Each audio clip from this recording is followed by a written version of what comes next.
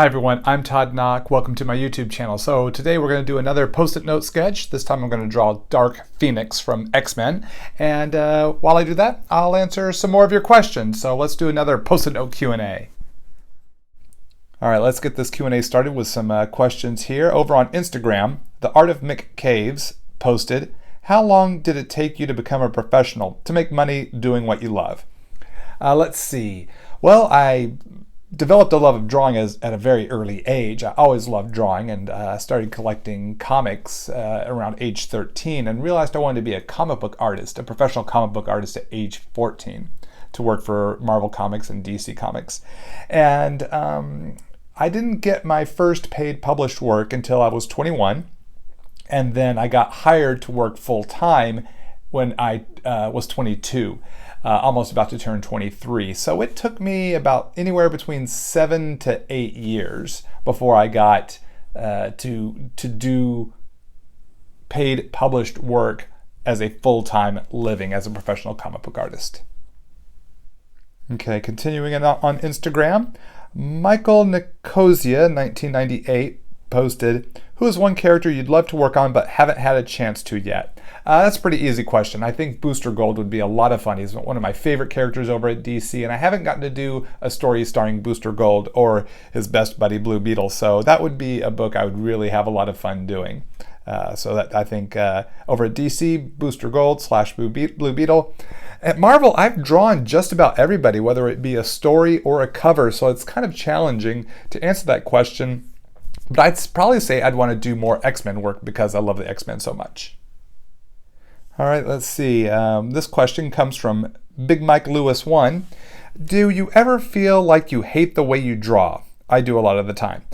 Well, Big Mike, I don't know. I don't think I would say I hate the way I draw. No, because I have so much fun drawing. Now, there are times where I'm not satisfied where I'm at with my skill level and I want to level up. I want to get better. I want to get more efficient or do things at a better level, or maybe a different way. So I will seek to study and practice and train to change the way I draw, not because I don't like the way I draw, but because I want to like what I draw even more, if that makes sense, to be even to hopefully have better art skills, I guess, is the ultimate goal.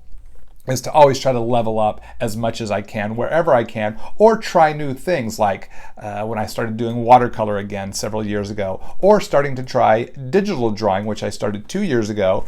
Did not like it at first, but with continued study and practice, I finally got to a point where it's fun for me and I'm feeling more confident in those skills and abilities. So I think when we feel like we hate the way we draw, it might just be that we're looking to push through maybe a challenge to get to a place where we are leveling up our skills. So I'd say keep on drawing, keep having fun, and keep pushing through those challenges so you can get to those places where you level up.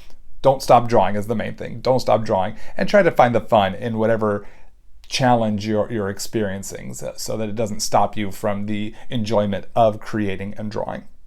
Okay, and this next question comes from Dingus Hedgehog. Dingus asks, where did you get your start? Let's see. Well, as I mentioned, my first paid published work was at age 21. That was for Marvel Comics. It was the back cover to Marvel's humor comic book called What the issue 21. It was an X-Men gag. But I got my full-time start where I was working regularly in the early days of Image Comics. It was just after year 2 of Image Comics. Rob Liefeld, creator of Deadpool, had a studio called Extreme Studios where he did books like Youngblood and Brigade and Team Youngblood and Supreme and New Men. And he hired me to work for him. And I spent the first 2.5 years of my career working in Rob Liefeld's studio in Southern California. And I gotta say, it was a lot of fun. It was a really cool time to break into comics. So that's where I got my start, with Rob Liefeld. All right, continue on Instagram. This post comes from Gareth Hyde 27. Gareth asks, what's your favorite movie franchise? It's Jaws, right? Wrong. No, it's not Jaws. While an excellent movie, I'm not really. I wouldn't put Jaws that high up there. I grew up, as a child in the 70s and a kid in the 80s. So Star Wars is definitely one of my favorite movie franchises. The Marvel superhero movies, the MCU, that's definitely a big favorite of mine. Those are some of my favorite franchise movies. Really like the Lord of the Rings / Hobbit movies and the Toy Story movies. So I'd say those are just some of my favorite franchises when it comes to movie franchises. Okay, let's see. The Pathetic Nerd posted, what is your favorite Spider-Man comic? And this is a very easy question for me to answer. It's been a favorite of mine since I was a teenager. It's Amazing Spider-Man issue 248. It's from the 1980s, written by Roger Stern and drawn by Ron Frenz. It's called The Kid Who Collects Spider-Man.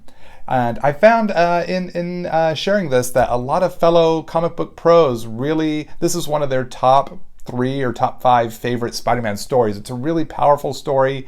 I don't want to oversell it, but it's a really great emotional story and not necessarily a story you would expect to rank so high on so many people's favorite Spider-Man stories, but it really is a touching, moving story. And actually, I found it to be a moving story even as a teenager when I'm a goofball and I just want to see Spider-Man fighting Hobgoblin and Venom and stuff, but to read a story like The Kid Who Collected Spider-Man really was one that I found to be a very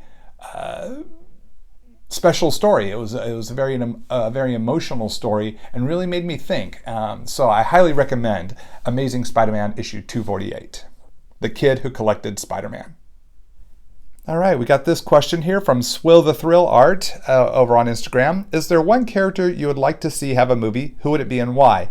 I'm going to defer back to my favorite DC character right now at the moment, Booster Gold. I think Booster Gold, like a Booster Gold Blue Beetle movie, would be really fun, exciting, and funny. I think like a Blue Beetle Booster Gold buddy movie would be a really cool movie. So I'm going to go with that. That's my answer as far as a character I'd like to see have a movie who hasn't had a movie yet.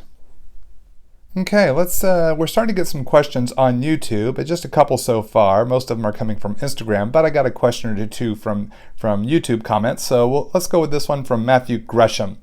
Matthew posted, any suggestions for getting better at drawing hair? I've always had trouble making it look real. Yeah, I'd say my suggestions would be, number one, look at photo reference. I've been doing that for the longest time. It really helped me level up my hair. It's still going to be a challenge to learn how to draw hair, but when you look at hairstyles in real life, usually, from photo reference, and there's no shortage of that, you can really hopefully get your hair looking a little more believable. Make sure you know where your hairline starts on your character's head.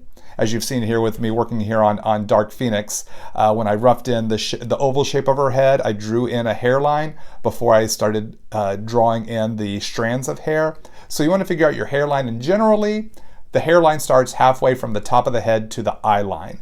And now that can change depending on the character's hairstyle or hairline. Maybe it's a character that has a receding hairline like the Punisher, or maybe the character has a lot of hair like the Beast or Wolverine. So keep in mind where you're starting your hairline, and then I like to pull from the hairline out and around. So I've learned the shapes, like here with Dark Phoenix, she's going to her hair kind of has a flip from it parts on the side and kind of flips to one side with a bigger chunk, and then to the her left side would be a smaller chunk because of the part being there on the left, just to the left of center of her forehead. So I keep this in mind and I pull around and I keep in mind the shape of the head underneath. So you want to think in shapes as well as lines, where the head is and where the hairline is. So continue to practice that and continue to study real life hairstyles. And I think that can help you in your journey to get better at drawing hair. All right, back to Instagram. We have a question from Long Was Here. Long posted, what was your first convention as a professional like? That's a really interesting story because, like I said, I broke in to working full-time in comics in the 90s at Image Comics at Rob Liefeld's studio. So my first convention as a professional, I guess technically, where I had actually work out on, I had a couple of comics already out through Extreme Studios, would be San Diego Comic Con. So that was and still continues to be one of the biggest conventions. It was definitely the biggest convention in the 1990s. Still continues to be one of the biggest conventions today. Though Hollywood didn't have a big presence there, it was definitely a big comic book convention. So the publisher booths were the big draw because there was no Hollywood yet. But still, it was early days of Image Comics, so people, and comics were selling in big numbers still at that time, so you'd see these big long lines of people, and especially around the Image Comics booth. And I'm one of the brand new guys doing a new series called Bad Rockin' Company for Rob Liefeld, and I'd just done an issue of Supreme that had just come out. So I had 2 comic books out under my belt. And people were, since I was still so new, people didn't know about my What the Issue 21 comic, or at least I don't recall anyone bringing one of those by to get autographed.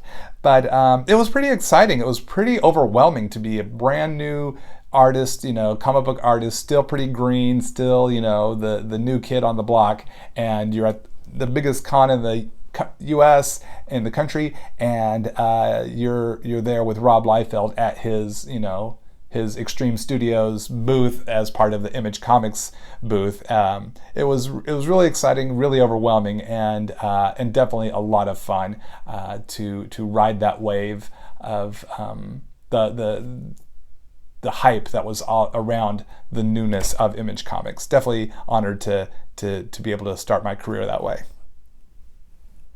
All right, so let's see.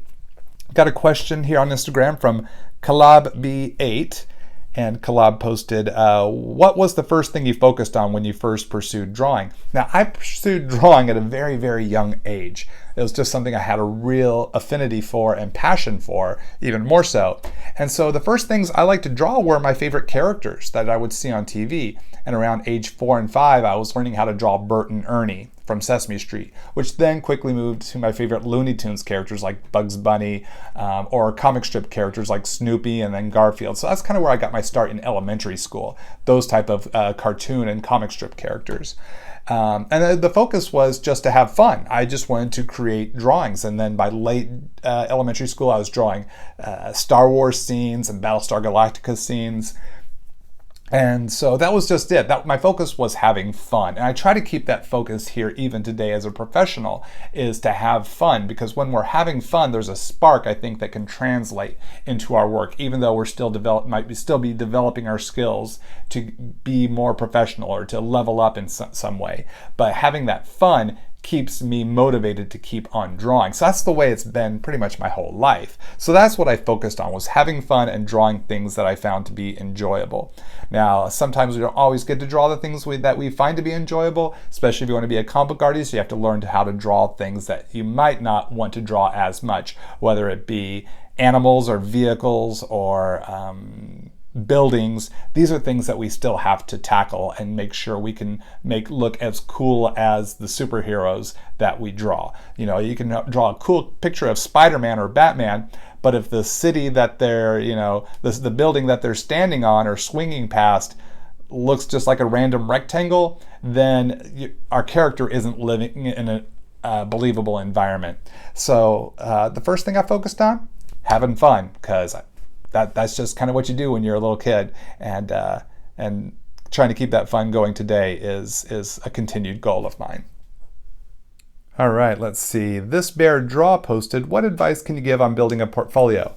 Pretty much, if you want to work in comic books, I'm assuming you're asking about a comic book portfolio to get work in the field of drawing comics, you're going to want to have sequential art. Sequential art is the panel-to-panel storytelling pages that you would read inside of a comic. You want 3 to 5 consecutive pages, whether those be Spider-Man pages, Batman pages, or your own create-your-own character. And I broke in with my create-your-own character mini comics. So showing that you can create your own comic, whether it be an ashcan mini comic, a little self-published comic that you do from a one-off printing site, that shows an editor that you can see a project all the way through. You're giving them an experience, and they can imagine what your work might be like on one of their characters, depending on who they edit. So, but I did both. I did sample pages of established characters as well as my creator-owned stuff, my wild card characters.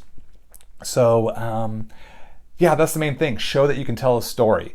Going into a portfolio review with a bunch of pinups doesn't show an editor you can tell a story. So you're not going to come away from that review with as much information as you would need to hopefully score a job or move yourself forward with information on how to better your storytelling abilities, because they can't. A pinup doesn't really tell them that you can tell a story from panel to panel. So that is a science, a language unto itself. So have that sequential art in your portfolio so you stand a better chance at getting better critiques, more informative critiques, and who knows, maybe at some point of your first paying gig. All right, and kind of along those lines, MLP Illustration asked, how did you get noticed as an artist by Marvel, DC, etc.? It was by taking my portfolio to conventions and showing them to editors. Now, in the 1990s, it might have been a little bit easier to show editors portfolios because I could just walk up to the booth and ask if an editor would be willing to take a look at my portfolio, and usually there'd be an editor around, and they would do that, and I would get these critiques, which was giving me the information I needed, and I was building up relationships. And that's how I got my first paid published work, was because I kept seeing this one editor at the Dallas comic book conventions every 4 to 6 months.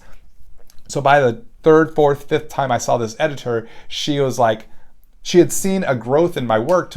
I got to a point where she said, I'm willing to take a chance on you and let you do a one-page gag for the humor comic book she was editing called What The. So that's how I got noticed, was just keep getting my work out there, keep going to the conventions, kept meeting editors, kept trying to make those contacts. Nowadays, you can also post online. Post on your social media regularly as possible, so that editors, you never know who's going to see your work and might reach out to you saying, hey, I saw what you posted, I like what you do. There's no guarantee that that's how you'll get discovered, but you never know. So it's always good to have your stuff online. That's how I got my Mystery Science Theater 3000 job, drawing the Mystery Science Theater 3000 comic for Dark Horse, is that the show creator saw the Mystery Science Theater fan art I had posted, and when they were putting together the creative team for that book, the show creator Joel Hodgson said, hey, can we get this guy who posted this fan art piece? And it helped that I had a resume of comic book work under my belt, but Joel might not have known that when he reached out to the editor to say, can we get this guy who drew this fan art? So, that was unbeknownst to me. I did it for fun, put it out there, and wouldn't you know, a year later, it's scoring me a job drawing a comic book series based on one of my all-time favorite TV shows. So the main thing is, get your work out there. You never know who's going to see what at any given time. And make sure you have your contact info easy to find, whether it be on the sample pages that you're doing and you're leaving a little photocopy sample pack with an editor at a convention. Make sure your name and email address is on every single page, because not every page might make it back to their office. And if they like what they see and they go, who drew this? If your name and email address isn't on there, they go, I lost the page that had their contact info. I don't know who this is. Oh, I got to keep going. I got to keep moving forward. I'll give this job to someone else. So make sure your contact info is easy to find on your art, and also make sure it's easy to find on your website, your social media, that if an editor likes what they see while scrolling through Instagram or Tumblr or Twitter, that they can reach out to you and get in touch with you in case they like what they see, because you never know. So that's key, being able to be, for an editor or publisher to be able to reach out to you just in case. But if you don't have your work out there, if it's not able to be seen, then it's 100% you won't get discovered. All right, let's see. We have a question here from Broken Drummer 155. If you could have one job besides an artist, what would you want to do? Well, before I wanted to be a comic book artist, when I was a kid, I wanted to be an actor, and I was taking an after-school acting program and really enjoyed that. It really kind of helped me kind of come out of my shell, and I really wanted to do that.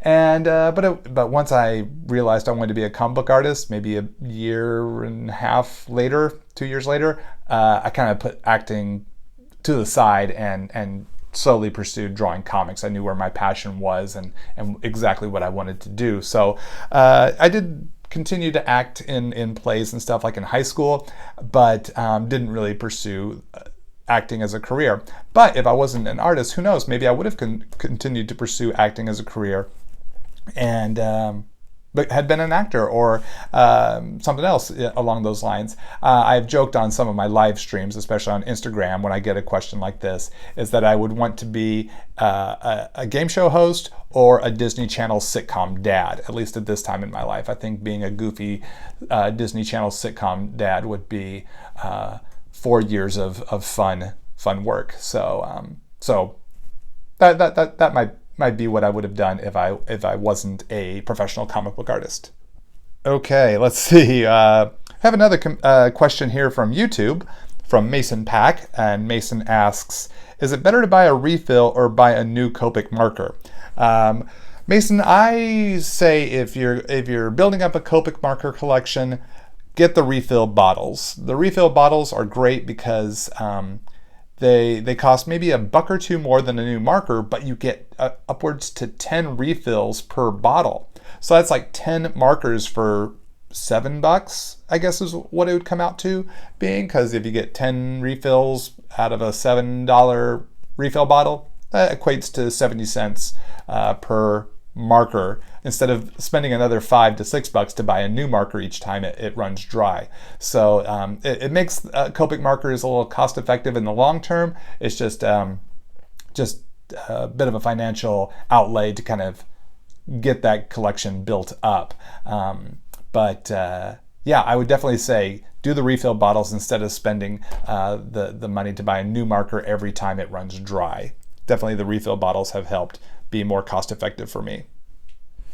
Let's see, what do we have here? Miss Shell 489 posted, if you could bring back something you cherished back in the 80s or 90s, what would it be? That's a really interesting question because I've actually had that experience.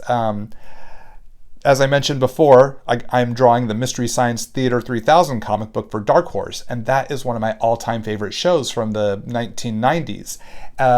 So the fact that I get to be a part of a property that I have been such a major mega fan of, and that is now back. Hopefully y'all have had a chance to watch the new TV series on Netflix. They have 2 seasons up right now, and it's hilarious, just as good as it was back in the day, in my opinion. I'm really enjoying it. Love the new cast. I've gotten to do that. I've got to be a part of something that I've cherished that is now back. So your question answer isn't a what if for me. It is a I got to do it sort of thing, and it's really cool to be a part of Mystery Science Theater 3000 for sure. Let's see here on the Instagram, Karate Kovacs posted, when you print your digital layouts onto Bristol board, do you have to adjust the color with the printer so the non-photo blue comes out as non-photo blue? Yeah, I don't worry too much about the exact non-photo blue level because when I print out my layouts or pencils in blue line onto the artboard, I lower the opacity so it's very light. So as long as it's a light blue and I have it at a low opacity, it doesn't show up when I scan because I'm going to scan as a black and white image, or even if I scan as a grayscale image, I adjust the levels to take out any of those artifacts that might show up in the scan that might show up through that light shade of blue. So I never really worry too much about am I getting a true non-photo blue. I'm just looking to get a true light blue that I have at a very light setting, so that when I do, like I said, when I do go to scan, I can easily adjust it out when I take it into Photoshop and prepare it to upload over to Marvel. So maybe one day I'll do a video tutorial on how I convert my line art into non-photo blue for penciling or inking. That's a video that would be coming, sometime in the future. Have to look into the best way to make that video happen. So hopefully I can get that going soon. Or at least sooner than later. Let's see. Spencer Likes Comics posted, what's the best way to get started with watercolors? Let's see. For me, I had watercolor classes when I was at Art Institute back in the day. But then once I got working in comics, I didn't touch watercolors for a lot of years and kind of got back into it in the past 5, 7, 8 years. And so I kind of remembered some of the stuff I started with, but I had to relearn a lot. So I say to get started, get yourself a a set of watercolors. You can get a little travel set like the Sakura Koi, K-O-I set. I have like I think it's a 24 color set. You know, it gives me enough. It's good for travel. I also like to use the Winsor & Newton tube watercolor paints. Got a relatively inexpensive set at a Michael's store. Art supply store. So you know, you don't have to spend a lot to get a decent watercolor set to kind of get started. But the thing is, for me, I just jump right in. I just like, can I do it? I'll figure it out as I go. So I just start doing watercolors. I just start slapping watercolor down on artboard. Mind you, I did have those classes from years ago when I was in art school, but a lot of it was kind of starting over at square one in some ways. I kind of had to relearn some things and utilizing YouTube videos. I still will go to, you know, look up a YouTube video to find the way to do a certain wash or a certain way to color a sky, paint a sky, what colors I should use, what approach should I use. So I still watch videos today to find new ways to level up, because there's all sorts of intricacies that we can tap into and learn. There's always still something new we can learn, or a new approach to even what we already know how to do what we know how to do, maybe a little differently, maybe a little bit better. So for me, where to get started? Get some watercolor artboard, get some watercolors, and just start going for it. And for me, I like to learn as I go. Trial and error is the way I like to learn, because you know, when I make a mistake, it's like, okay, don't do that next time. When something works out right, I got to remember to do that from here on out. So I wish I had a better answer for you other than just go for it. But really, sometimes it's just as simple as that. I mean, success will come in its time, but just jumping in with both feet and going for it can really kind of shake off the cobwebs or overcome any insecurity or self-doubt. It's like, we don't have to be perfect the first time we try, because we won't be perfect the first time we try. I don't think we often do things perfectly the first time we try any given new thing. It's just getting in there and wrestling with it, trying, succeeding, failing, and learning from failures to get to bigger or better successes,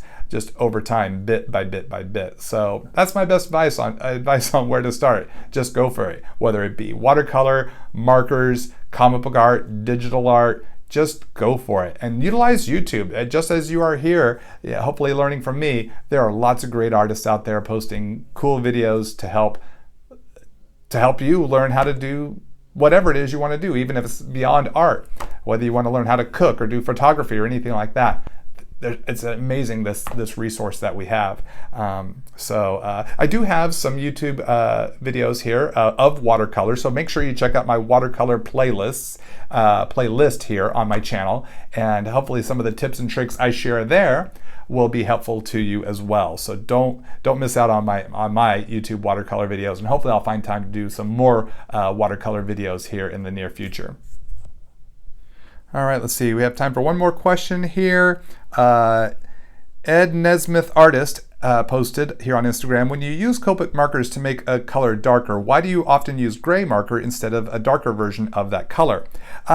Great question, and as you saw me utilize here on Dark Phoenix, as well as all my other videos, I like to use gray because it's a more believable shadow. It gives me a more realistic shadow than just the darker shade. I do use different shades of that color, like when I used for her skin tones, I used 2 different shades of the E colors, and for her hair, some red, a lighter red, and an orange. So I did do different shades of the color, but when I wanted to bring in those shadows, the grays I feel give me a more believable and more realistic shadow than just solely relying on the darker shade colors. So that's why I like to utilize the grays.